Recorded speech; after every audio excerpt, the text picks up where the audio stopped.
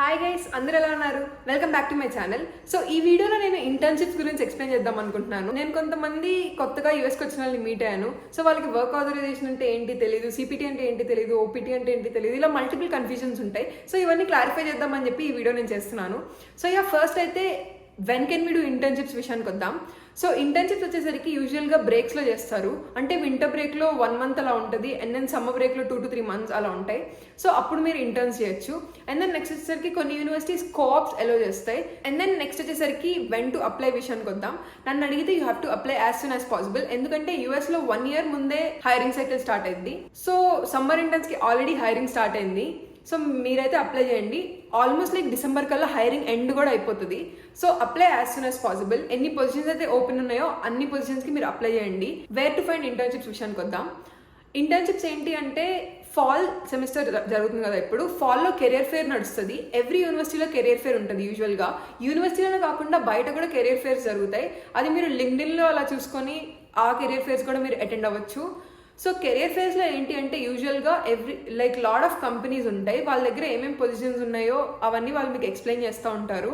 So దానికి మీరు ఎలా ప్రిపేర్ అయ్యి వెళ్ళాలంటే ఫార్మల్గా కానీ సెమీ ఫార్మల్గా కానీ డ్రెస్ అయ్యి వెళ్ళాలి first thing. And then next వచ్చేసరికి మీ రెజ్యూమే మీ దగ్గర ప్రిపేర్డ్ ఉండాలి. అండ్ దెన్ ఇంకోటి వెరీ ఇంపార్టెంట్ థింగ్ ఏంటి అంటే మీ గురించి మీరు 1 minute షార్ట్ టైం డ్యూరేషన్లో ఎక్స్ప్లెయిన్ చేసేలాగా ఎలివేటర్ పిచ్ అంటారు దీన్ని, అది మీరు రెడీ చేసుకొని ఉండండి. So immediately when somebody sees you, you should be able to describe yourself. That is very important. Career fares ఏంటి అంటే మీకు జాబ్ వచ్చినా రాకపోయినా అది మీకు నెట్వర్క్ అవ్వడానికి మీకు చాలా హెల్ప్ చేస్తుంది. సో అది మీరు దృష్టిలో ఉంచుకొని accordingly just go meet lot of people there. And lot of times ఏంటి అంటే ఇంటర్నేషనల్ స్టూడెంట్స్కి వర్క్ ఆథరైజేషన్ సిపిటీ అని ఉంటుంది. అది ప్రొవైడ్ చేసే కంపెనీస్ రావచ్చు రాకపోవచ్చు, but still don't forget to network. Work authorisation విషయానికి వద్దాం. ఇంటర్నేషనల్ స్టూడెంట్స్ ఏంటి అంటే సిపిటీ ద్వారా వర్క్ చేయొచ్చు. ఇంటర్న్షిప్స్లో కానీ అట్లా జాబ్ ఆఫర్స్ ఏమన్నా వస్తే ఏదైనా కంపెనీ నుంచి వర్క్ చేయొచ్చు మనం వెళ్ళి. సో సిపిటీ ఏంటి అంటే కర్క్యులర్ ప్రాక్టికల్ ట్రైనింగ్. అదేంటి అంటే మీరు 1 year మీ స్టడీ యూఎస్లో ఫినిష్ చేసుకున్నాక ఏదైనా జాబ్లో వెళ్ళి జాయిన్ అవ్వచ్చు. సిపిటీ జాబ్ ఆపర్చునిటీస్ ఏంటి అంటే ఇంటర్న్షిప్స్ అట్లా. అవేంటి అంటే పార్ట్ టైం ఉంటాయి, ఫుల్ టైం ఉంటాయి. అండ్ దెన్ కొన్ని చోట్ల ఏంటి అంటే కోఆప్స్ ద్వారా మీకు సెమిస్టర్ టైంలో కూడా అలో చేస్తుంది యూనివర్సిటీ మిమ్మల్ని వర్క్ చేయడానికి. So that's how it works. And కొన్ని యూనివర్సిటీస్లో Day 1 నుంచి కూడా సిపిటీ మీరు అవైల్ చేసుకోవచ్చు. సో అది మీరు చెక్ చేసుకోండి, మీ యూనివర్సిటీ ఎలా చేస్తుందో దాన్ని బట్టి మీరు సిపిటీని తీసుకొని you can work for any company if they provide you A job offer of course.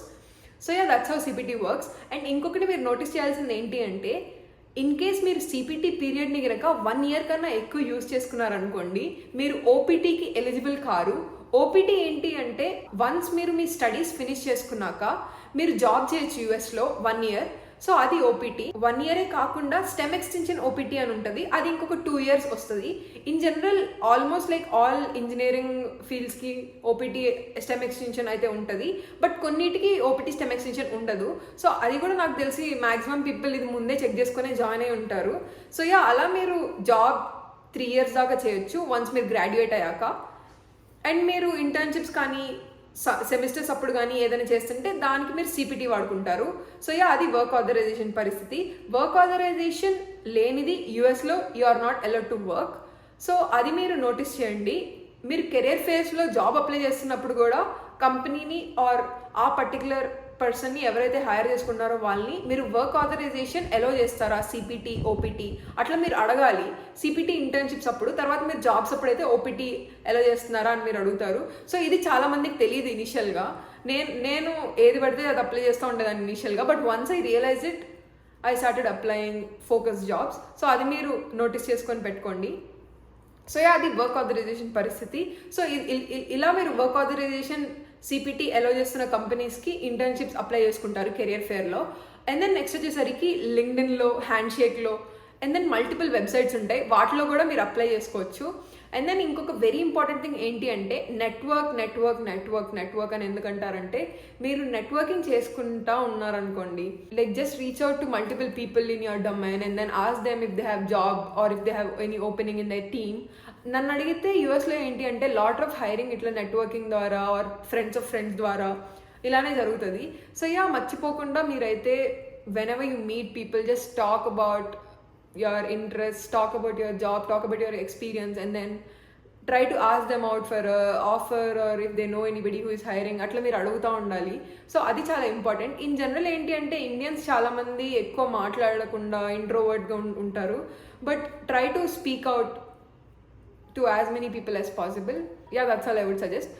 And then next వచ్చేసరికి ఏంటంటే how many should be apply. నన్ను అడిగితే ఎన్ని ఓపెనింగ్స్ ఉంటే అన్నైతే మీరు అప్లై చేసుకోండి. అండ్ దెన్ ఇంకొక వెరీ ఇంపార్టెంట్ థింగ్ ఏంటి అంటే టైలరింగ్ యువర్ రెజ్యూమే. అదేంటి అంటే జాబ్ డిస్క్రిప్షన్లో కొన్నిసార్లు డిఫరెంట్ వర్డ్స్ అలా ఉండొచ్చు. సో ఆ వర్డ్స్ గినక ఆర్ ఆ స్కిల్ సెట్ గినక మీకు ఆల్రెడీ ఉంది అనుకోండి, బట్ మీరు మెన్షన్ చేయడం మర్చిపోయారు అనుకోండి, మీరు యాడ్ చేసి రెజ్యూమే కొంచెం మార్చి అలా ఎవ్రీ జాబ్కి అప్లై చేయండి. బికాజ్ ఇప్పుడు రెసిషన్ ఉంది కాబట్టి జాబ్ ఓపెనింగ్స్ కూడా తక్కువ ఉండొచ్చు.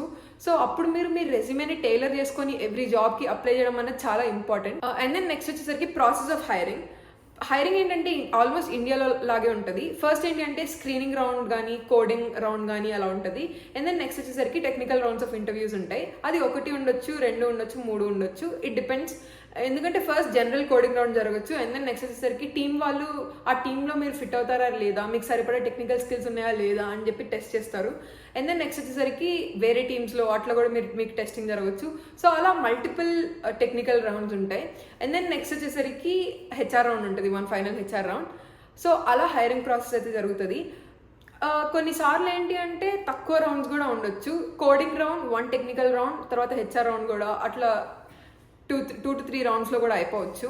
అండ్ దెన్ నెక్స్ట్ వచ్చేసరికి మీకు ఏం కావాలి మీరు అప్లై చేయాలి అంటే, సో నన్ను అడిగితే మీ కాలేజ్ సిపిటీకి అలో చేయాలి. అండ్ దెన్ నెక్స్ట్ వచ్చేసరికి మీ రెజ్యూమే, మేము ఫ్రెషర్ మాకేం లేదు స్కిల్ సెట్ అట్లా అని చెప్పి చాలామంది అప్లై చేయకుండా ఆగిపోతారు. బట్ అలా అయితే ఆగొద్దు. ఇన్ కేస్ మీరు ఫ్రెషర్ అయినా కూడా మీరు బీటెక్లో ప్రాజెక్ట్స్ అలా చేసుంటారు. అండ్ దెన్ ఇన్ కేస్ బీటెక్లో మీరు ఇంటర్న్షిప్స్ ఏమైనా చేస్తున్నా కూడా అవన్నీ మీరు యాడ్ చేసుకోండి. ఇన్ కేస్ అవేం లేకపోయినా కూడా మీరు ఏం చేయొచ్చు అంటే గిథబ్లో అట్లా ఏదైనా ప్రాజెక్ట్స్ లాగా అలా మీరు ఆబ్వియస్లీ చేసింటారు, వాటన్నిటిని పెట్టి అవి కూడా మీరు చూపించుకోవచ్చు. ఇలా మాకు ఎక్స్పీరియన్స్ ఉంది, మేము ఇట్లా ఎక్స్ట్రా టైం వర్క్ చేసే వాళ్ళం, ఎక్స్ట్రా టైం ఇలా కోడ్ చేసే వాళ్ళం అని అలా మీ స్కిల్స్ మీరు చూపించుకోవచ్చు. అండ్ దెన్ సర్టిఫికేషన్స్ అలా ఏమన్నా ఉన్నా వాటిని కూడా మీరు యాడ్ చేసుకోవచ్చు. సో అలా మీరైతే మీకు ఏ నాలెడ్జ్ అయితే ఉందో, మీ స్కిల్ సెట్ ఏదైతే ఉందో దాన్నంతా పెట్టుకొని మీరు చూపించండి.